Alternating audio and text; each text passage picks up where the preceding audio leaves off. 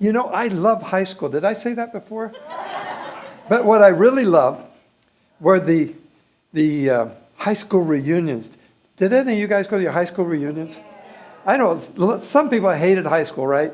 And I loved it. And I especially loved my first high school reunion. And that happened in, quite a while ago. But it was my 10th. Ours was the first. Is it normally the 10th reunion is the first one? It was my favorite one. It was so much fun to go. The reason I liked it the best is I was already famous. Everybody wanted to be famous and successful. I didn't have to fake it. Not one person came up and said to me, "Hey, Dickie, what's happening? What have you been up to?" By the time that came around, we had the most talked about show on television. Now, after I finished high school, I joined my brother at college, and we started singing together. And suddenly, to my great surprise, I found out my brother was funny, uniquely funny. Not just normal funny, he was unique, different. And within a couple months, we were the opening act. We were the opening act at the Purple Onion nightclub in San Francisco, a Discovery Club. And 2 years later, we were on The Tonight Show. Now, we had no intention to make show business our career. It just happened by being unique, I guess. By the way, The Tonight Show in 1961 was the first and only late-night television show. And its audience then was larger than all the late-night shows today put together. It was that powerful. Jack Paar was the star. He was the host. The show was huge. And as you could imagine, everybody wanted to be on that one show. So how did we get on that show? Well, we happened to be at a nightclub in New York City working, and we were opening act for a comedian who was one of Jack Parr's favorite guests. And because of him, we got the show. Now, we got the show. We knew it's a big shot. And, it's really important to do our best material. So we were folk singers, by the way. We sang folk songs. And we decided we would sing one of our favorite songs about a fox. A fox that was a hungry fox, that at night he would go out and try to find food to eat, like ducks and geese and chickens, foxes. And the story of the fox, and I could see that, and I can understand that you say, well, that doesn't really sound like a surefire winner for your one big shot on television to sing about a fox that was hungry. But it wasn't just the song. It was what we brought to it, and my brother's uniqueness and our relationship, and it killed that night. The audience went absolutely wild, and they wouldn't stop applauding. And we were told to get off the stage like that.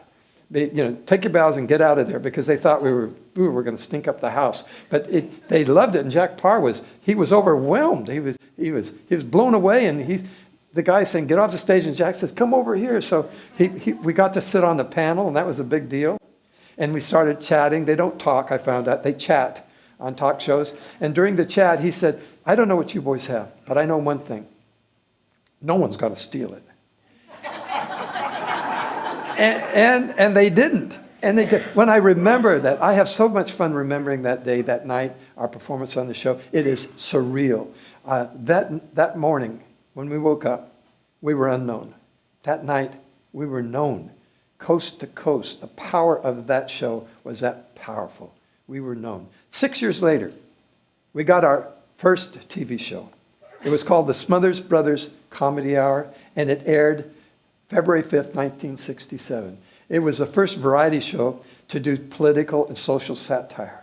We took on the White House, the Senate, Congress, the war in Vietnam, civil rights, gun control, equality, pot, what was happening on the college campuses and the streets of America.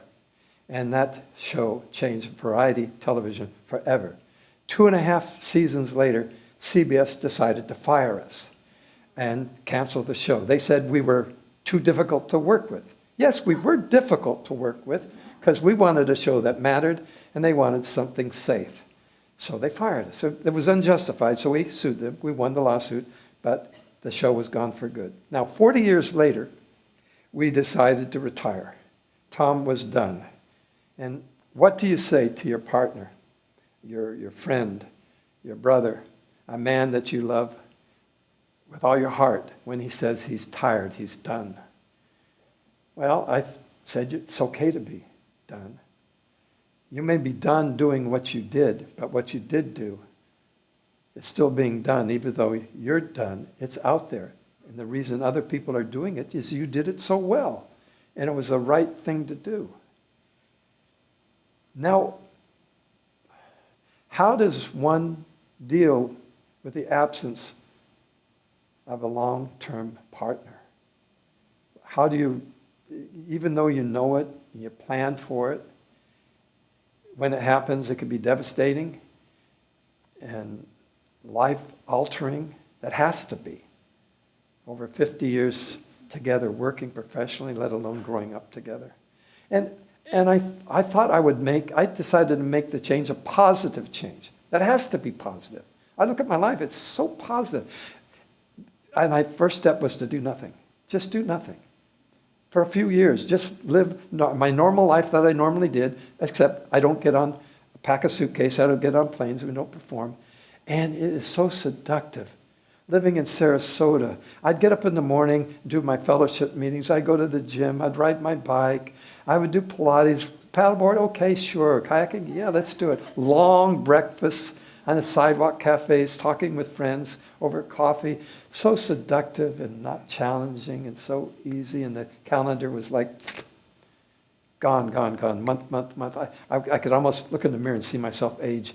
I don't know the reason I knew time was passing. I kept packing those damn pill packets, with your meds and your vitamins, and you stick there. You hate to do it, but someone's got to do it. And gosh, and I realized I needed something. I was missing something. I started missing.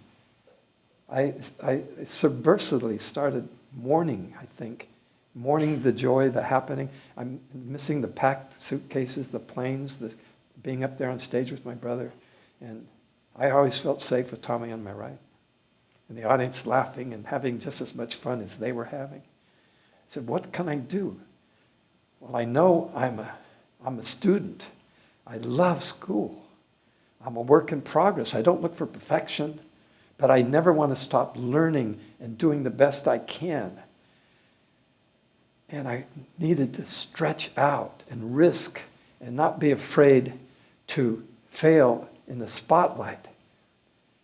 And so I started doing things, action things, Florida Studio Theater, McCurdy's comedy thing, getting out there and saying, yes, I'm a comedian, I'm a straight man, but there's so much in the performing arts, like an orchestra. I'm still in the orchestra, a performance, and there's lots of instruments, and I didn't know how to play any of them except one, the straight man thing with the bass. And you know what? There's classes out there. There's so many classes, things to do, and if I had the time, I would do them all. And I tell you, I'm living my life to the fullest, and this is what I'm going to do. I'm gonna live till I die, laugh instead of cry. I'm gonna fill my cup until my number's up. I'm gonna live until I die. Thank you very much.